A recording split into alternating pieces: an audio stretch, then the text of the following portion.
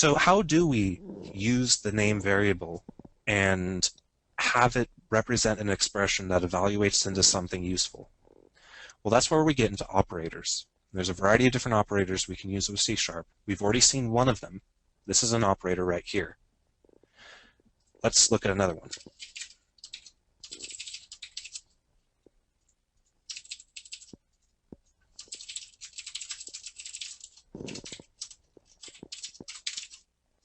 This is probably one of the most common operators you will use aside from assignment.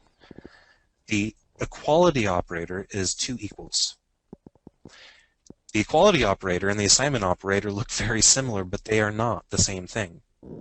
One of the wonderful things about C# not implicitly converting types to booleans is that this is not valid code in C#. Fortunately, thank you for that, because this is one of the most common mistakes. This is another one of the most common mistakes I see with people who will say, if name equals Nelson. Now that makes sense in English, but in C# it doesn't, because we are using a single equals here. Now, that is a valid expression, but it is not of the type that is allowed inside of these parentheses. As a result, we get some squigglified code, and our program fails to compile. So these two expressions have two completely different meanings. The single equals means that we take this value and we stuff it into name, like we see up here on line 10. The double equals means that we will compare what's on the left with what's on the right. Now I can compare a string to a string. Remember, these are string literals. They are of type string. Name is a string variable. It is of type string. We can then, therefore, use the equality operator to compare those two values.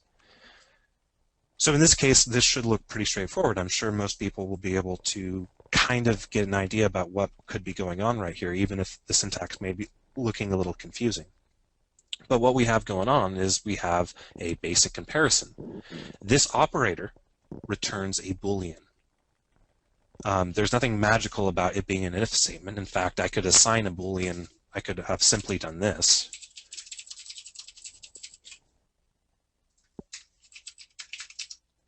If I wanted to. There's nothing special about this expression being inside of an if statement. It's simply an expression that evaluates into a Boolean. And then in this case, I store that Boolean into a variable, similar to what we did with name. And then I use that Boolean to determine if we want to execute this line of code. Which means if I run this code, I can say, please enter your name. I can say blah, and it says your name is blah.